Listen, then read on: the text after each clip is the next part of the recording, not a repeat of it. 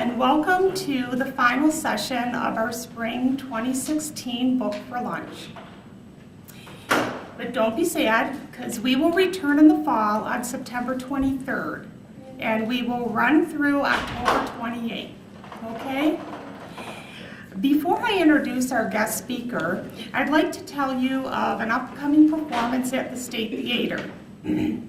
Elvis tribute artist Jake Slater, who actually grew up in Saginaw, and he is with the Josh Ramsey's band, will be at the State Theater on Saturday, May 21st at 7 o'clock. And this seems like a really nice event if you happen to be an Elvis fan. So that's going to be again May 21st at 7 p.m. So today, it's my pleasure to introduce our guest author, Dr. Judith Knox Corbin, who will be discussing her book, Ghostwriting, The Invisible Hand. But first I'd like to share some of her accomplishments. And I just want to say, this woman has been busy, okay? Dr. Corbin is a retired teacher, a retired school principal, and a retired university director of communications. She is currently a ghostwriter and licensed marriage and family therapist. She's earned her Bachelor of Art degree in English, a Master of Art degree in English, a Master of Art in Education Leadership, and a doctorate in education with a concentration in leadership. She also has a Master of Art in Counseling Psychology, and she is a licensed marriage and family therapist in California and Michigan. Her special interests include mental illness, autism, caring for adult autistic people, senior citizens, and the aging process. Her hobbies include reading, writing, art, antiques, and music. And now please help me welcome Dr. Corbin.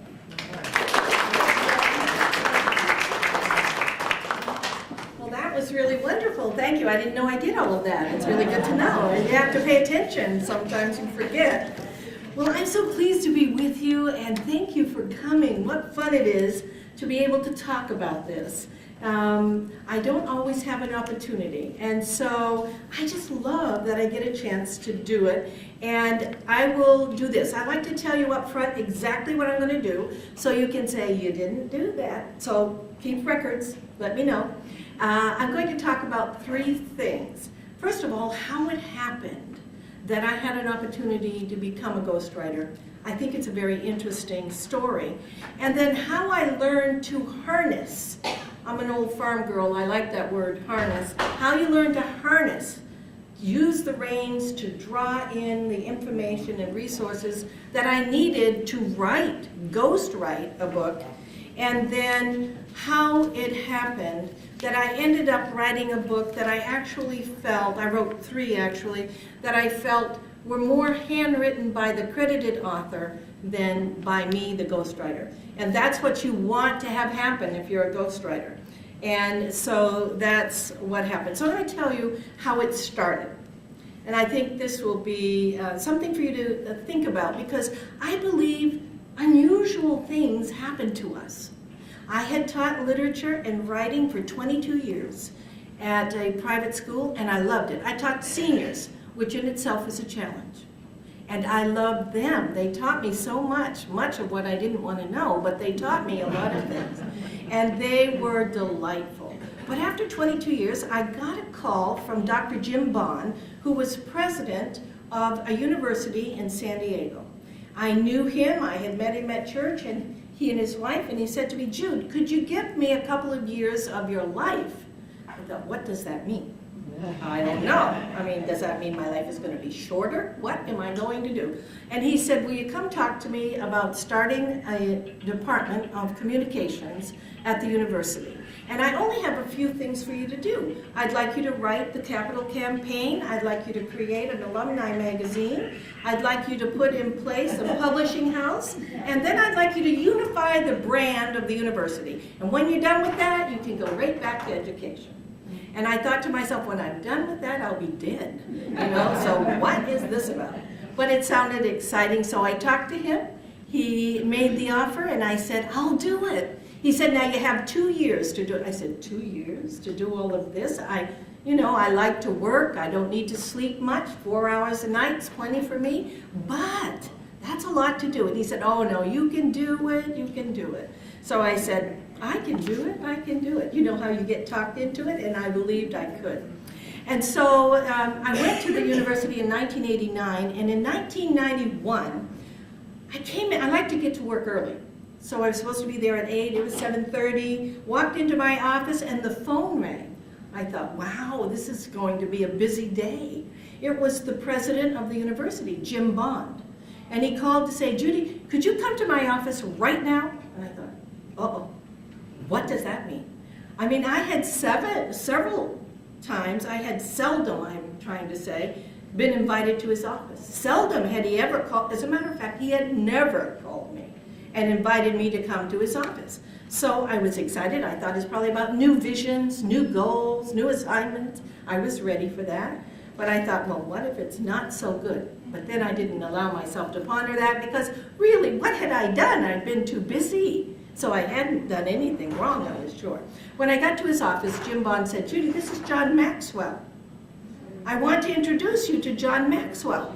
John Maxwell I knew because I had attended his church a couple of times, so I knew who he was. And he said, John Maxwell has come to ask me if he can steal you away from the university for just a couple of years. He just wants you to give him a couple of years of your life. I'm losing years slowly, you notice this. I'm going downhill. It wasn't the right direction. And I said, okay, well, and John said, this is it. I don't have much time. That's John. I learned right away. Okay, I only have a second. Very simple. This is it. I want to make you a job offer. I want you to ghostwrite for me. Come to my house for dinner on Friday. My wife and I will tell you about it after we eat. See you there. Left. I thought, well, I guess I should leave. I mean, unless the president wants to talk to me. I said, well, Jim, is there anything else? He said, no, that's it, but I do want you to know one thing. I don't want you to go. Don't want you to take the job. I want you to stay. We're on a roll here. We're doing great things. That's it. However, I would never stand in your way of an opportunity. And if you choose to do it, I will support you. I will be a major champion of yours, but I totally disapprove of it. And I said, oh, well, now that has been clear. I understand. And so I went back to my office and I thought, okay, I have work to do. This is Monday. Friday is coming.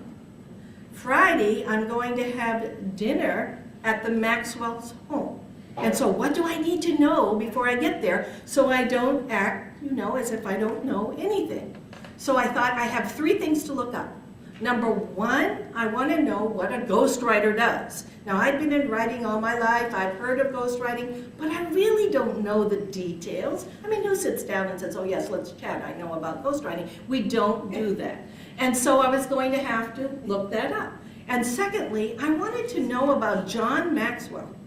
Now, he was a pastor of a church that I had visited a couple of times, but I didn't really know anything about John Maxwell. Why would I? And so I decided if I was going to consider working with him, I wanted to know who he was, what interesting things I could find about him, and I didn't want to go without knowledge. And thirdly, he had mentioned that he wanted me to ghostwrite books on leadership. Now, I had gotten a master's and a doctorate in leadership. I knew all the contemporary definitions of leadership. I could have spouted them. I had to know them. When you're in school, you get them all. Peter Drucker, and I'm going to throw away, but at least you know something. And it can be a measuring stick. I said, well, how nice of you to say that. Yes. Nice to know that I know something. And then the third thing he said, as you know, I am the pastor of Skyline Wesleyan, and I am also the president of my own company, which he called Enjoy, I-N-J-O-Y. And he said, and I want to have someone who has faith. It's your own faith. I don't care what your faith is, but I want you to be a person of faith.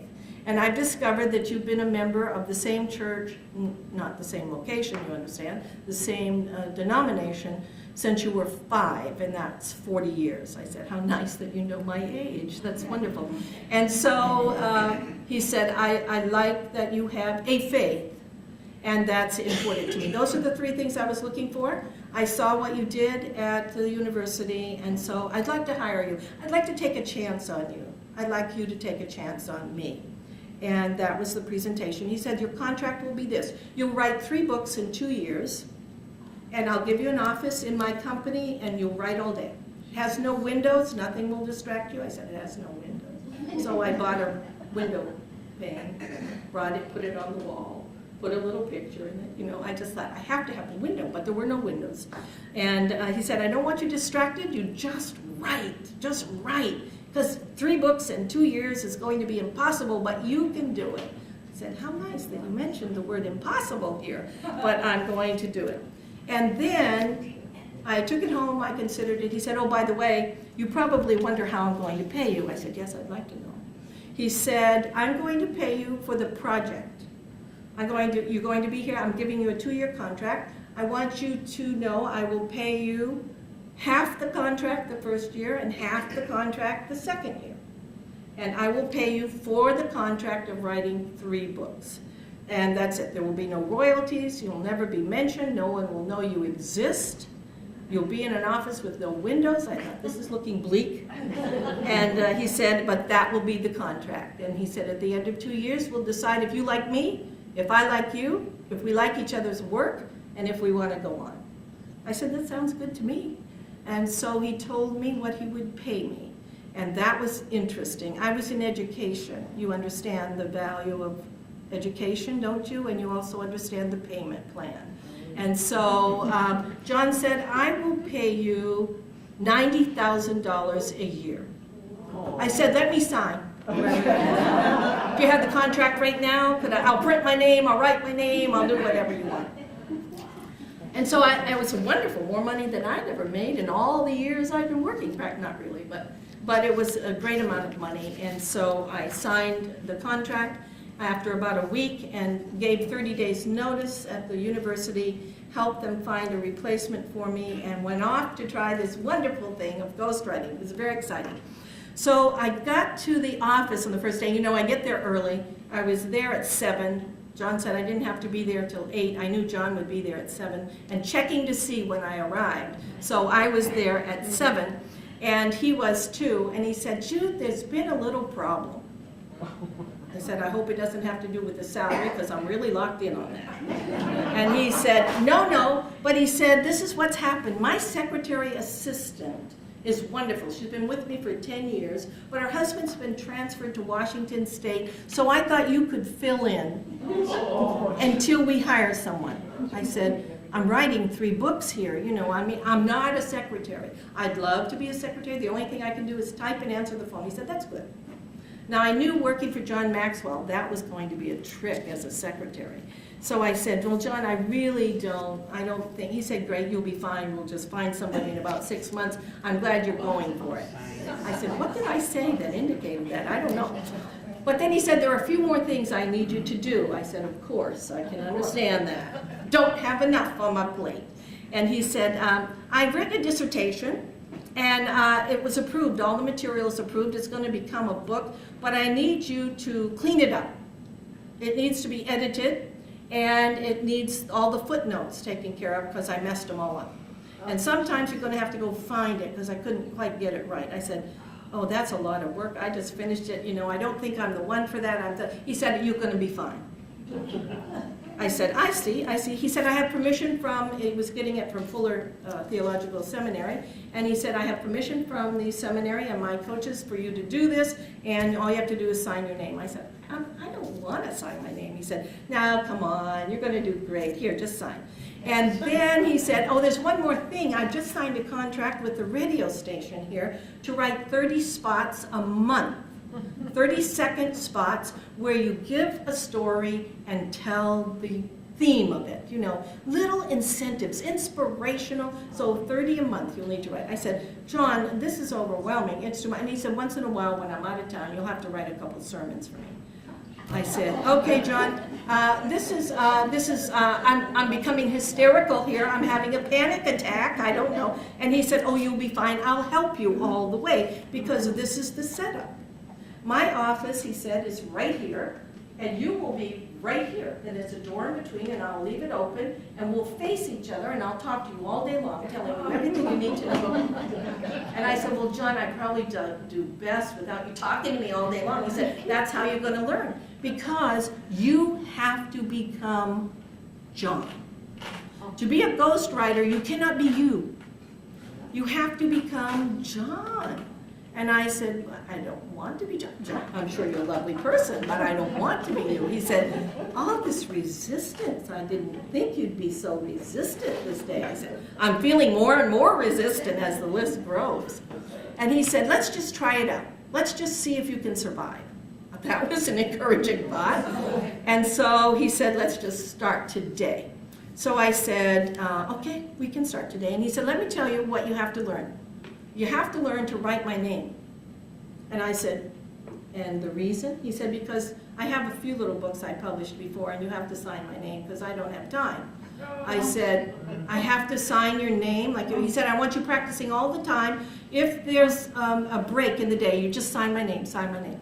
Well, the interesting thing is I practice that diligently. I'm a very obedient person. I practice it. And in that time, I thought I'd send a letter to my sister and tell her all that I was doing and all that I was encountering. And I sent it. She called me. She said, I loved the letter. It was so informative. I'm so thankful. But do you know you signed it, John Maxwell? I said, I'm practicing. And so that's how involved I became in all of that. But as you can imagine with the setup, for 6 months, John was sitting here, I was sitting here, he talked all day long. Okay, Judy, when I'm on the phone, watch and see what I do. But John, I watch and see what I'm doing. So he's on the phone, he picks up his thank you notes with his name on the front. He takes one out, he's on, well, hi, Rick Warren, how are you doing? It's so good to talk to you. What's up? Oh yeah, Rick, I'd be happy to come to that conference. What's the date? And he's writing, Dear Rick, love to talk to you today. We'll see you at the conference on such and such a day. Hope to talk to you again soon. John Maxwell. He handed me that as soon as he was off the phone. I put it in an envelope, put the address on it, and by noon I probably had 30 of those. That's how busy he was to send out. Always thanked everyone who called him. A parishioner, his mother, everybody. We sent notes to everyone. And so that was one thing. Go out and buy thank you notes with my name on it, because you don't exist, but go buy them, and we're going to send all this. So I said, okay, you notice I have some with my own name on it. I brought them because I bought them at the time. I didn't want to forget who I was. And so I had thank you notes on my desk with my name on it, and you can see I've never used them. So there they are. But John said, the other thing is this, you must learn my method for taking notes, for getting information, for having all you need to write the book. And this is just the note-taking process. You have to have legal pads. That's the only thing I use. I don't use computers. I write everything on legal pads. And you have to have always a supply of file folders. I write something, I put it in a file folder, I label it, I give it to you, you file it in a lateral file, and it's always there for me. When I give a speech or a sermon, I take out my file, I use it, I put it back in the file, I date the day I use it, and I have it in the lateral file always, always, always. And he said, I've done this since I was in high school, and that's what I want you to do. And then he said, for quotes, I like to keep quotes. You have to buy 5x8 index cards. You put at the top, for instance, the word leadership. Maybe you put at the top the word faith. Maybe you put at the top discipline, whatever the topic. And every quote on the card, not just one, but every quote on the card is on that topic. And then you put down where you found it, the date of when you found it, who wrote it, and I have all these index cards on quotes on that topic. So then we had a stack of those always. We never ran out. I needed to have a stapler, I needed tape, I needed glue, I needed notes. And he checked my desk to see if I had all of these things until I had so many I could have started a store. And then John never used anything, except with the thank you notes. He had a black pen. But outside of that, he always bought the 4 ink pens. You seen them? 4 ink. Red, green, blue, black. and each one was a code. All quotes were in red. All margin notes were written in green. Main presentation was written in black. Blue was whatever John decided that day. And so I'd always say, what is blue now? What is blue? And I'd have to make a note what blue was. And in case the file folders were no longer needed, put on so we could use them again with a new tab. Now that I had to have. I had to have them. That was a requirement. And John said, before you can do anything about writing for me, you have to learn how I take notes, how I kept my material, and now I'm going to show you something that might be overwhelming, but you can handle it. Now, I was already handling a lot of stuff, so I didn't know. He said, let's go up into the attic of the church. I said, that doesn't sound like fun. He said, oh no, it's really a nice one. It runs the whole length of the church. I said, oh, well, that's a big attic. When I got up there, there were tables lining that attic all the way down. And on every table were files. Files of quotes, files of speeches, files of sermons, files of articles, all the way down on every topic you could ever hope to imagine. And he was only in his 40s at the time. He'd been doing it since high school. I said, John, what did you want me to do? Well, I need you to start reading. Choose a topic. If I want you to write on something, choose a topic and start reading. I said, okay, all right, along with all the else. Yes, you just read it. Take it home with you, read at night. When I got home, I was asleep. Sometimes I'm not sure I got home. But the thing that was interesting is John had done this every time he spoke anywhere his entire life. One time I read that if you do something all the time for 5 years, you now are an expert, because no one ever does that. If you do the same thing, read about the same thing all the time for 5 years, you're an expert. You might be an expert and you didn't even know it. Just think you could start writing. But anyway, here we go. This was the method I had to use. And one way I faced all of this is I said to John, you know, I'm having a little trouble with one thing. Writing is personal. It's personal. Everything I've ever written goes back to my childhood, to the farm, to the state, to the college, to the friends, to my marriage, to my divorce, to my children, to illness, to dying, to death, to success, to loss. It goes back to all that I've experienced. It's about all the relationships and all the experiences. That's what my writing consists of. I don't talk about it, but it gives me what I need to have it be real, John. And how can I do it when none of this is me? He said, that's what you got to figure out. I said, I see, yes. And he said, and you have to be me. You're writing my name. You're reading my quotes. You're reading my papers. You're reading my articles. You will suddenly know. I want you to know what I like to eat.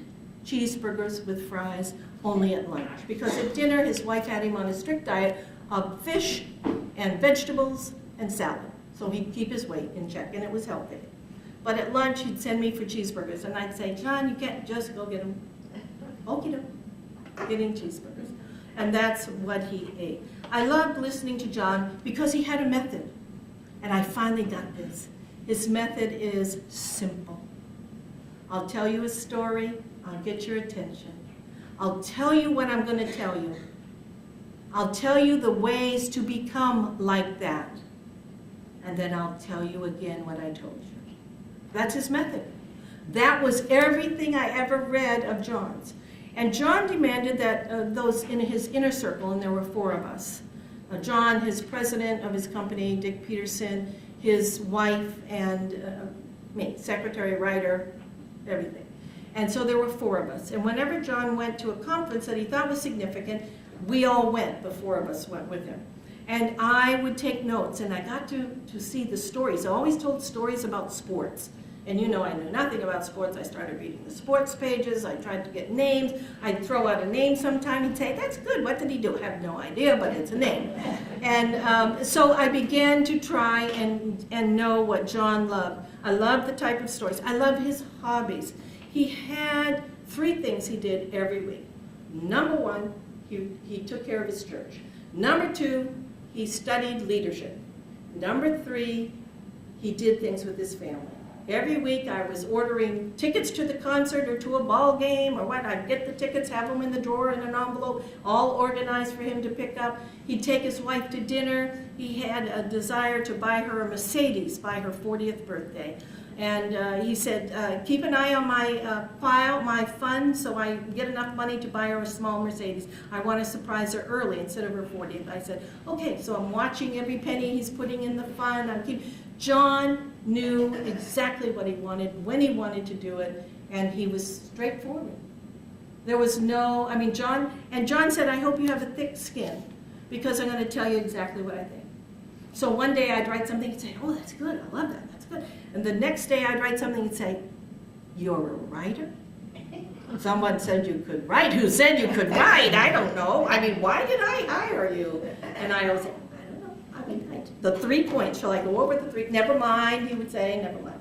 And then there would be several days of, that's fantastic, you're doing a great job. I don't know how you're keeping up with everything. And then he would say, you're a writer? What are you doing? And I would say, no. There's no sense of getting upset because it's just part of the deal. And so consequently, what I encountered was a man who was straightforward, who was honest, was a man of integrity. He did what he said, he was responsible, and I liked that. Those things I liked. But I still had to write. And so the board came to him and said, the board from his church and the board from his business, and said, John, you're killing her. The woman's working 24 hours a day, she doesn't have a life, she has a family, what are you going to do? And John said, yeah, I suppose I should look for somebody. And he said, but I don't know where to go and I don't know what to do. And I said, I have an idea. I have been working at your company and I have a chance. I know you in a room with no windows, but once in a while I do go out to go to the bathroom and I get to see who's working in your company. And the one person that I have been so impressed with is a gal whose name is Linda Eggers. And if you know anything about John Maxwell, she is now his executive assistant who runs his life. She's absolutely brilliant.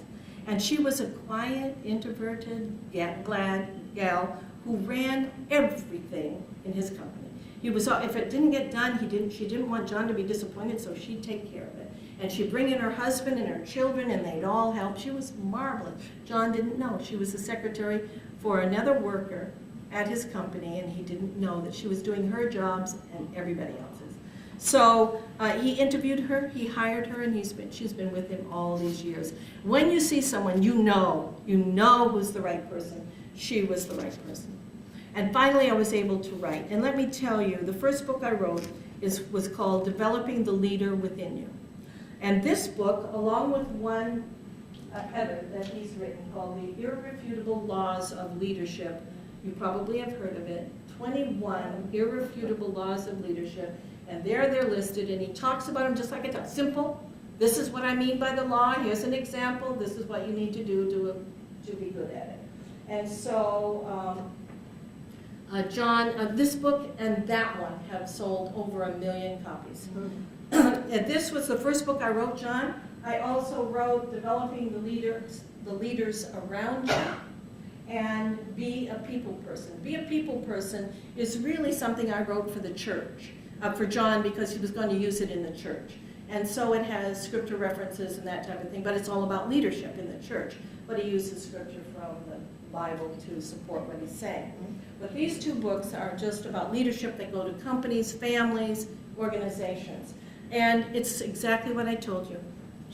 And you know what? I couldn't figure out how to do it. I have to tell you, I was having nightmares. I thought, I do not know how to do this. I'm writing I'm staying up all night. What do I do? And in the middle of the night, I sat up and said, use John's method. Write an outline, get legal pads, go to all of his articles, find things that support the outline, cut them out, staple them, glue them, whatever, on your legal pad, and build the book. And that's what I did. I built the book. And what you'll see, if you pick it up, you realize he defines leadership as influence. And then he gives examples. He does pictures. He says, you know, in this book he said, and I use all of this that was his, is use the Pareto principle. The Pareto principle says 20% of all the people do 80% of the work. Find the top 20% in your company and really encourage them, support them, give them what they need, and you will succeed. And he's used that his whole life. The other thing is, in a very famous book, you'll notice that every chapter in this book has become a book. John, when I met him, had written 3 books. He now has written 71. And he is the number one leadership guru in the world. And a billionaire many times over. And he brought everybody along with him. He moved from San Diego in 1997 to Atlanta, Georgia. And he brought all of the people who wanted to come with him from his company to Atlanta, Georgia, and he paid their way. And he said to the inner circle, if you come with me, I will guarantee you will be a millionaire, and they are. All of the inner circle are millionaires. John took them with him. One thing about John, he made a lot of money, he makes a lot of money, and he shares it with everybody in his company. And so that's an extremely important thing. One of the major things that you'll find now if you go to the bookstore is you'll find this particular, it's a book called The 5 Levels of Leadership.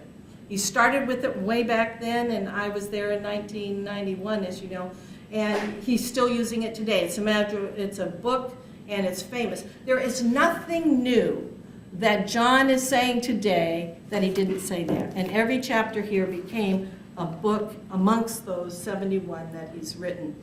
John hired, as I told you, Charles Wetzel and his wife Stephanie to be his writers. And they have written 50 books with him. And he had other ghostwriters along the way. But the key to John, and that's what I've discovered if you're a ghostwriter, you've got to become the person until you find the key to their style. And I could write that book because the key was right there on the table. And when I figured it out, I went up to that attic and I went down those themes and I simply created the outline. I came up with what the outline would be, 10 chapters, and I said, number 1, the definition of leadership. Number 2, the key to leadership, priorities.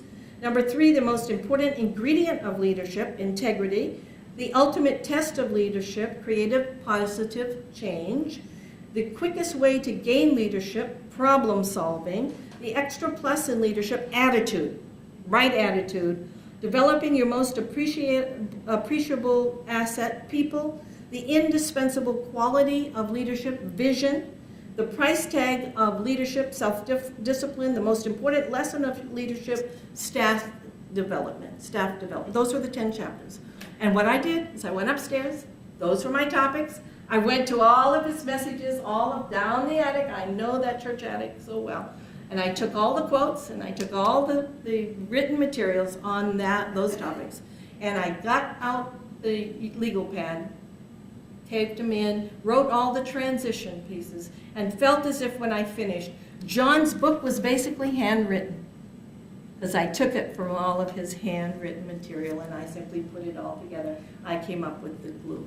Now I want to end this and then give you a chance to ask questions.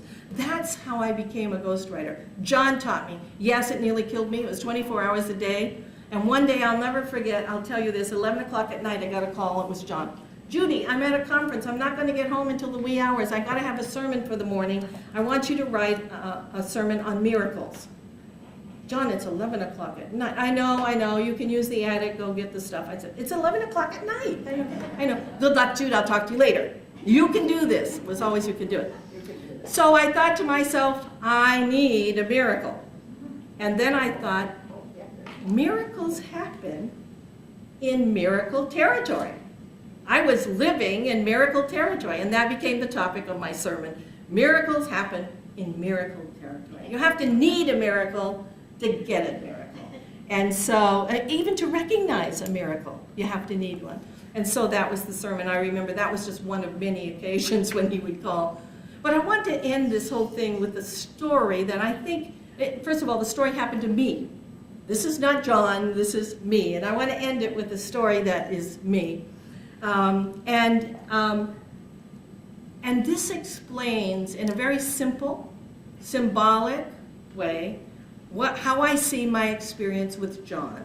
Because obviously you can tell I didn't stay after 2 years, and I'll tell you about that in a minute. But the thing that was important is I grew up in Maine. I grew up in a little town called Pittsfield, Maine. And there weren't many people there, just one main street and a private school, which I attended, and I loved it. My father was a farmer. And in 1963, I was a senior in high school, and I was going off to college. It was the summer. And I wanted to make some money. And so even though my parents had gone on vacation, I had chosen not to go with them because I wanted to make some money. I was going to college. Didn't want to be poor all the time.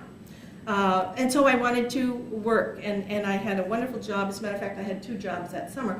But for the 4th of July, our church, which had about 100 members, had this huge picnic. I loved the picnic.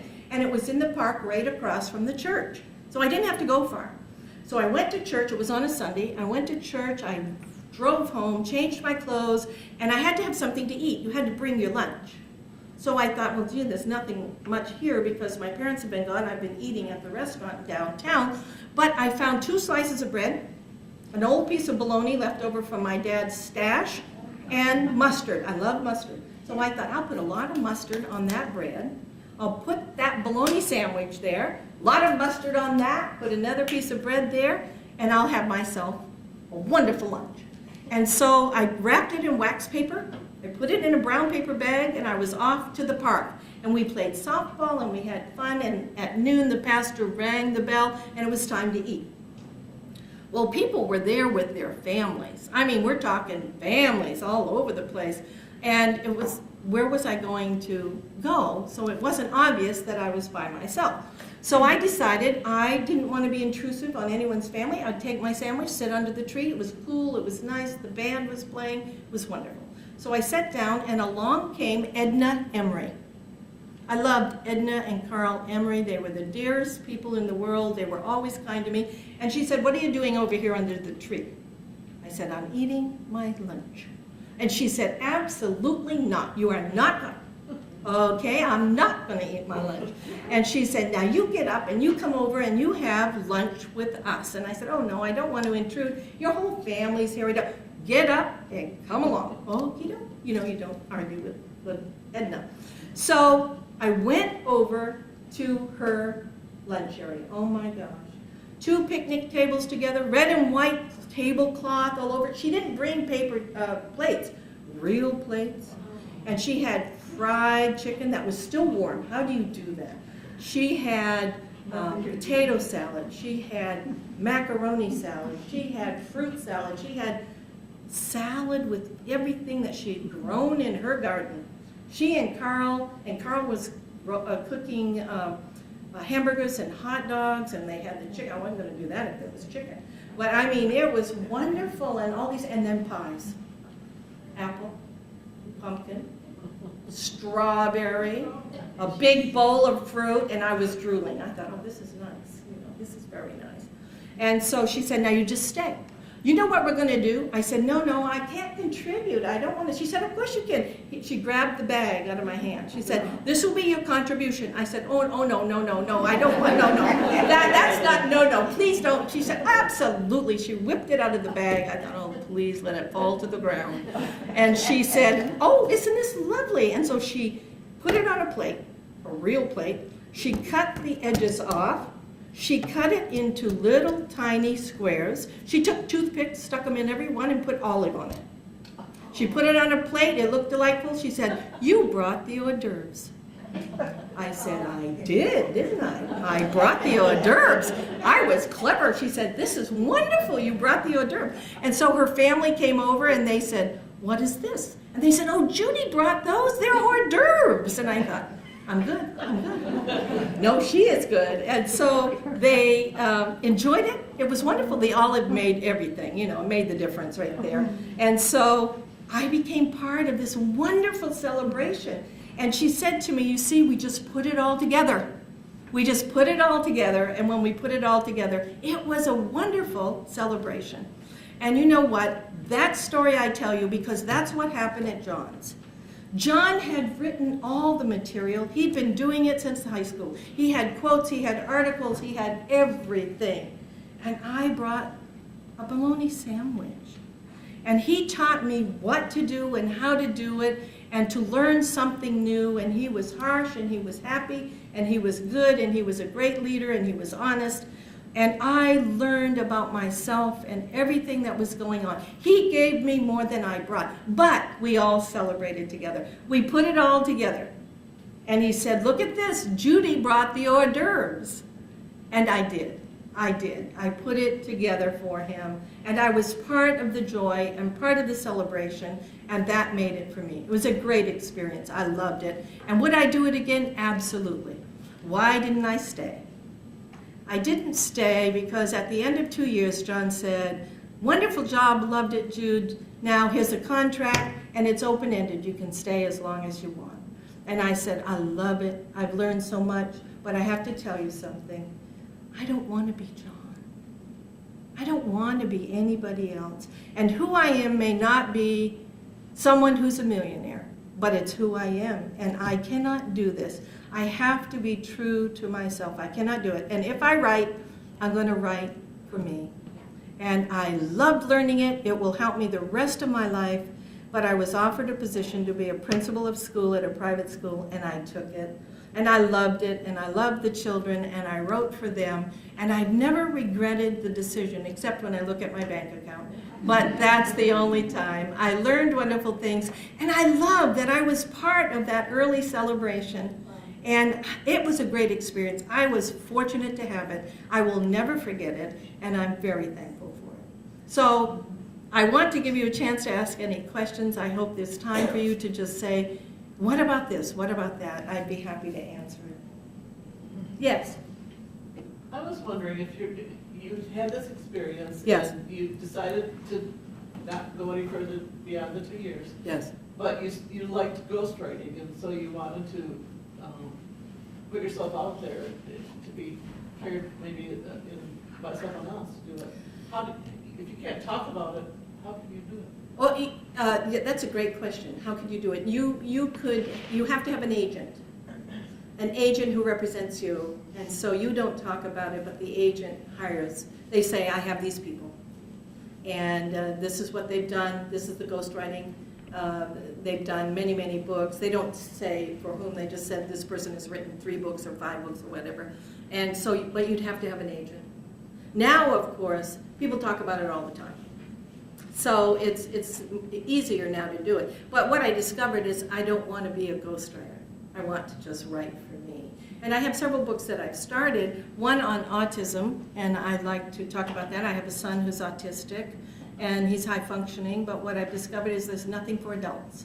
They have all kinds of things for autistic children, but they have nothing for adults, or very little for adults, autistic adults. And so I've written that. I just am having trouble with the ending, but that's one book I feel very personal about, and writing is personal. And so I'd like to complete that and see if I can publish it. Basically, I'm talking about mental illness, and I think all families have somewhere someone with mental illness, and I think it's time to talk about it, and I'd like to write more about it. But I don't want to ghostwrite. Any other questions? Yes? I'm in awe about the writer's voice. How do you change your writer's voice? Because you had to include John. You became John's voice. Yes, I did. And now you're going back to writing for the children, and that to change your writer's voice is just amazing to me. It is. I've struggled with that. I'm right now trying children to write from a child's size age. At my age, they don't match. Yes, yes, yes. And I come from a hospital background. Yes. Where everything was formatted. Yeah. I'm struggling with voices. I think that's a very good question, and it's very difficult. My whole life changed for those 2 years. I became John, and I found myself talking about sports. I didn't care to talk about sports. I found myself eating what John ate. I'm allergic to fish. So the first night we went to John's, they had fish and salad and vegetables. They still think I'm vegan. because all I had was salad and vegetables and never touched the fish. And they keep saying, she's really not into food. And it wasn't that at all. I mean, I would have dropped over dead. My throat closes. I'm highly allergic. But I became someone who lived a life that wasn't mine. And to get that voice. Because I couldn't put together his stuff without talking like John did and acting like John did. And he had charisma, but I had to do all kinds of things. And it took me at least a year to find my way back to me. It really did. You know, because I didn't want my mind hung up on things that I didn't care about. You know. And it's not that I don't care about leadership. Absolutely, I got my doctorate in it. I led schools. I did all kinds of things. But I wanted it to be my definition. And the thing that was interesting is I didn't agree with John. You see, that's very difficult. But my opinion and all of that mattered not at all. I don't think leadership is just influence. And when John was writing, and I was writing for John, it was the leader at the top and all the followers. You know, John used to say, if you think you're a leader and there's no one following you, you're just taking a walk. Right? Right. But the thing is, then remember when it changed. One person at the top wasn't in anymore. It was the team. The team. And when the world changed to the team, John changed to the team. And so there was something new. But in the beginning, I didn't go for the leadership being the only one at the top and everybody following. I didn't go for that. And leadership, in my opinion, is not just influence. But I had to give all of that up. My opinion didn't matter. My philosophy didn't matter. Because I was hired to not care about me. And that was a very difficult thing. Now, Charles Wetzel is a brilliant writer. He writes just like John. He loves sports. They have all of these things. It's much easier for him. And his wife, Stephanie, who did the research, now is in charge of all the social media.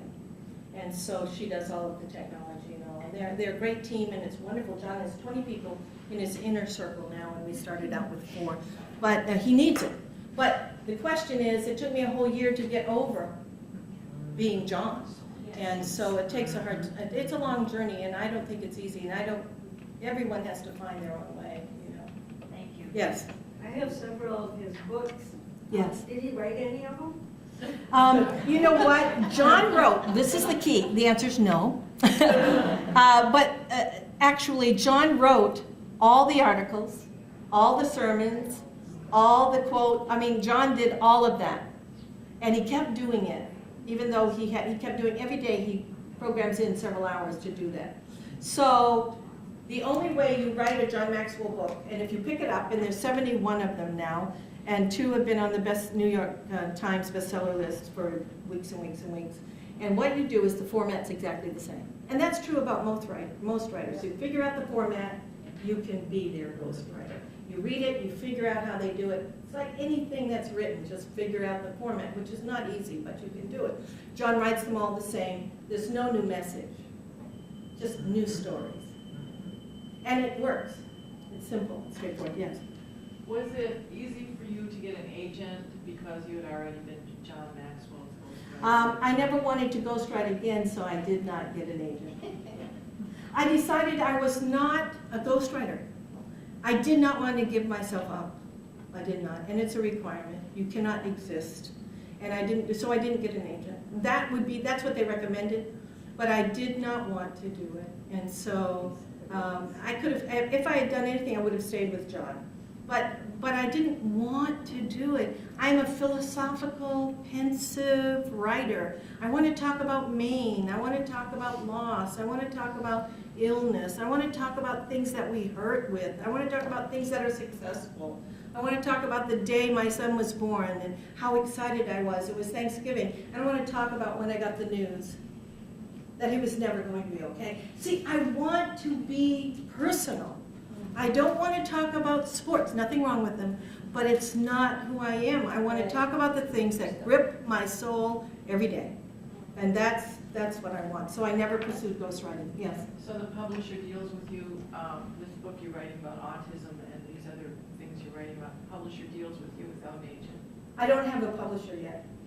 As a matter of fact, I've been so busy working. I've retired after 40 years in education, and I'm a marriage family therapist, except I moved here from California. But will go back to work because the expenses to care for my son are so great. I really will need to do, I want to work, I love to work, but that's my goal. And along the line, I'm trying to do the book and see if I can get it published, and may even publish it through just internet publishing for a while, because you have to put money up front, and I have to spend it all. I want to spend it all to care for my son, and that's what I'm doing. So no, I don't have a publisher, and I haven't been able to write the ending because I don't know the ending. You see, that's the thing. I have difficulty with the ending of this book because I don't know the ending, and the difficulty along the line, and just when you think it's better, it's not, and all of those things have been tricky. So I don't know the ending of the book, and I don't know how to end it without knowing the ending, and that's what I'm working on right now. Why don't Yes. you just go to Lulu and then you don't have to put a bunch of money up front, it's just on demand. Yes. What was the question again? Lulu, why don't you go to Lulu? Yes. And that's probably the way I would do it. Garrison Keeler goes there. That's right. And this is also a time to write about mental illness. As a marriage family therapist, I went into it because of my son, but I also went into it because as a principal, I dealt every day with families who were struggling tremendously with all kinds of issues, and I wanted to help. I really wanted to help. I like to help. I like to be there. And so I became a marriage family therapist to do that. You come with your problem. If you can't afford it, don't pay me. Just come, let me help. And I helped in the field of education, which is, of course, an area of expertise, as well as aging. Since I am aging, it works out. But I've been working up until I moved here, and I hope to get back into that again. It's hard to get in. The locations that are federally funded take social workers. The government wants social workers, not marriage family therapists, mainly because they think they've been working in the trenches, and they have. But if you are a marriage family therapist in this area, you either get into a private practice, and they have to have an opening because there aren't that many of them, or you start your own, which takes money up front. And so it's an interesting process. But I don't intend to ghostwrite again. I've discovered wonderful things, great disciplines, great organization, but I discovered it's not who I am. Yeah, so that was my decision. Yes. I hesitate to even ask this because I wouldn't ask this of a man, maybe. Yes. Feel free. I've heard it before. Yes. But you must have been so torn to have such a demanding job. I'm sure that your son needed attention at home too. It was, I would never have left him alone. I had a best friend. Isn't it great to have best friends? Yeah. A best friend and her husband, and John required that if we wrote for him, I had to move to his area. So I sold my townhouse, which was by the university, and I moved to La Mesa, where he lived, and his church and his business were. And my friend Miriam and her husband Roy said, "Come live with us. We have a big house, and our 3 sons are off, married, in the service, in college. Come live with us. You and your son can have the wing of the house with the bathroom and all. It's just for the 2 of you, and we will take care of Rob while you are working." And I owe her my life. She was wonderful. She was wonderful, and remains wonderful. She's a great friend, although we don't live close anymore. But great couple. They loved Rob. He loved them. It worked out beautifully. So I did not have to worry, because I would have had to hire someone. And it's so much better when it's a friend who loves him already. So it worked out very well. Miraculous things happened that allowed me to have this, and I'm very aware of it and very thankful for it. Am I done? No, you got your miracle because you were in. Miracle territory. Yes. And that's it. I'll tell you, that came to me in the night, and I thought, this is a miracle that I'm coming up with this at 11 o'clock at night.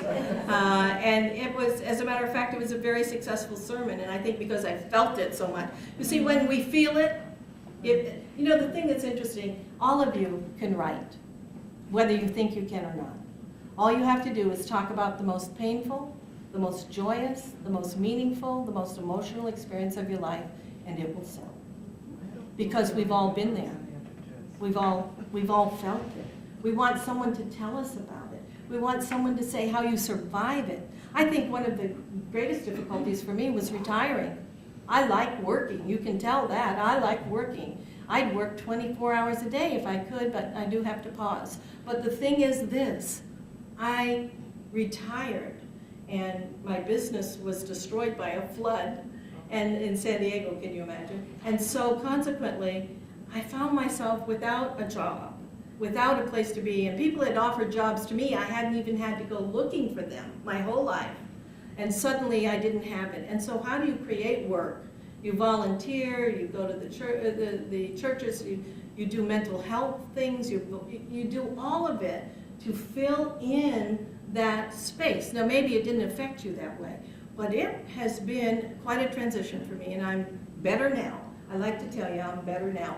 But in the beginning I thought, oh my goodness, I'd volunteer. I'd say to them, do you need somebody to come? I'll come clean your house for you. Do you need that? You want me to start your business? I'll come and sell for you. I'll sell, and you don't have to pay me. And they said, have you lost your mind? I said, I'm going to if I don't work. And so transition is difficult, yes. As we prepare to talk about our city and Yes. how we feel about it, what brought you to this area that you're It's based? a great question. You know, first of all, I grew up in Maine, so I love the seasons. I was offered a job when I graduated from college. I was surprised by people who had known me in San Diego. They said, would you come to this church? They were pastors. And will you start a youth group? Well, that was a great challenge to me. I said, absolutely. I got there, started a youth group. It was very successful. I started teaching at a private school, never left. Got married, was there for 40 years. I was just going to go for a couple years, give them a couple years of my life. You know, that was it, 40 years. Well, my son, of course, as I've told you, is high-functioning autistic. And he said, Mom, I'm an only child. I want family. I said, all my relatives are dead. You know, I don't have anybody. My parents are gone. And so, honey, what are you talking about? He said, even though Dad didn't want to deal with the fact that I was ill, I think we should go back where Dad lives because Grandma's there, Grandpa's there, all the brothers and sisters, and I loved every one of them. I said, honey, you don't know everyone. I love them, Mom. I just love them. Okay, all righty. They're good for me. So I will move you back and we will go there. And California was very expensive. I bought a small 2-bedroom, 2.5 bath home for $350,000. And I thought to myself, I don't know if I could buy anything larger. It was the tiniest thing in the world, but that's what it cost in San Diego. And you can go check it out. Rents are a little studio apartment, $2,200. So it's a very expensive place to live. So I thought, now that I've retired, yeah, I can go back to Michigan. I love the seasons. It'll be nice to be around family. He'll be happy, we'll come. So we moved back, I moved us back, and he had 3 years with his grandmother, who passed away, and he loved it. He talks about it all the time. Grandmother was wonderful, he loved her, she loved him. 3 years memory that is worth all of it. He loves his grandfather, who's 94, and he goes visiting him. I think he's going to move into that assisted living if we don't watch it. But he loves going to see him. And so I moved back for him. I decided, wherever you want to go, son, I'll take you. And I want you to have the best experience you can have, and he's having it. And so it's been wonderful. And he has family, he calls them, stays in touch, but it's still lonely, isolated. When you're ill, people don't have time. They don't have time anyway, they're busy. But if you're ill, they don't include you. So anyway, it was worth it, but that's why I came. People think I've lost my mind, but I love it. I love Bay City, I love the seasons. I think the people are great, reminds me of home. I made the right choice. So it's been... You did. Yeah, well, thank you very much.